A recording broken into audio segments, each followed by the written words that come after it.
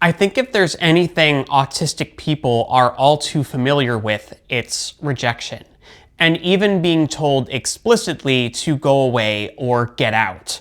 So recently, I was invited out to drinks by a guy I just met to join him and his friends and his roommates, and later he invited me back to his apartment, only to be kicked out within 5 minutes by his roommate.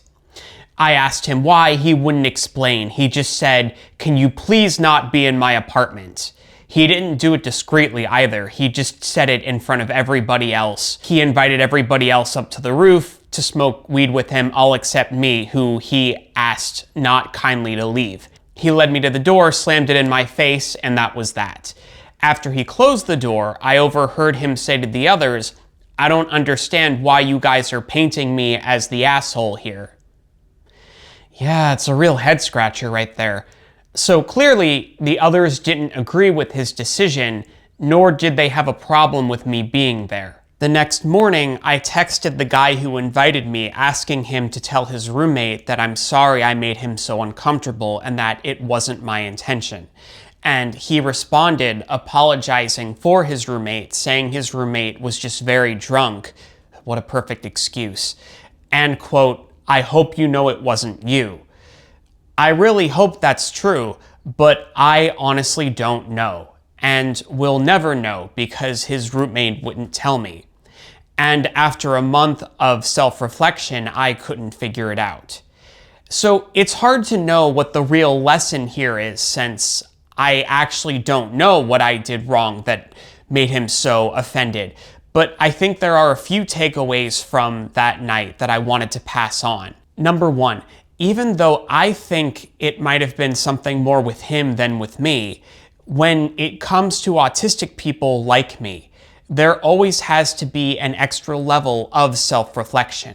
One of my friends compared it to wives who are abused by their husbands, how they will often ask themselves what they might have done to egg on their abusers, and what they can do to not invoke the worst side of the worst people. Another one of my friends told me a story of his friend who's also on the spectrum, who lives with a really toxic and abusive girlfriend.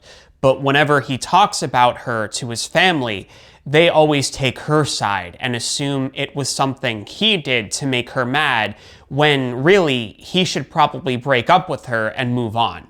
So I don't know what to say about this, but perhaps the takeaway here is, while self-reflection is super important, it's also important to not always assume that you're the problem, which is my problem.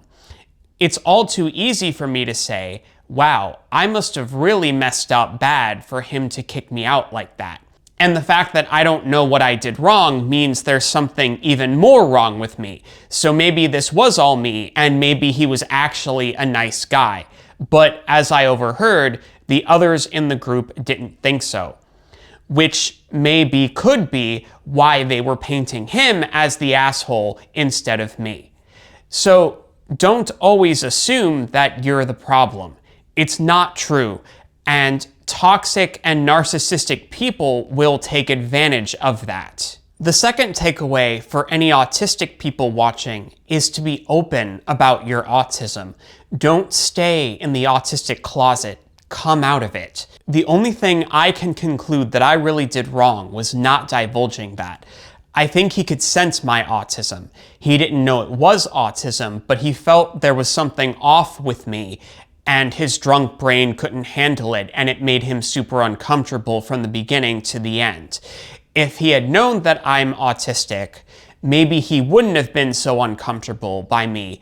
Maybe he wouldn't have kicked me out, who knows? Or if he still kicked me out, then he would really look like the asshole. But in general, I've found people are actually more accepting of me when they know I'm autistic, not less. And I think we all need to be more open about our diagnoses. It will help us find more acceptance and also help break the stigma. And the last takeaway, I think, is to not get hung up on the people who don't like you. Not everyone is going to like you, whether you're autistic or not. Not everyone is going to want to be in your life, and that's okay. Some people might even get jealous of you if you rise to success, like Mark David Chaplin, who shot John Lennon. He was jealous. He was actually denied parole again last year. Some people might get the wrong impression of you and mistake you for someone you're not. A sign of emotional maturity is letting people having their impressions of you and knowing in your heart that you're not the person those people think you are, and that you're not going to be friends with everyone. And in some cases, you don't want to be friends with everyone, like angry alcoholics, for example. So maybe in some ways it was actually a blessing in disguise that he kicked me out. And also, don't fall into the mental trap of nobody likes me, as one person who doesn't like you can easily make you feel like that's true of everybody. Shortly after this happened, a friend of mine who I didn't tell about this incident texted me that I'm the best, and it reminded me that he's the outlier, not the majority opinion. Now, we autistics can and should do everything we can to limit our chances of rejection, such as not talking too loud, not standing too close, being aware of when we're standing too close, trying to be more in the background with people we don't know well, and not doing anything that might make us the center of attention. But at the end of the day, not everyone is going to like you.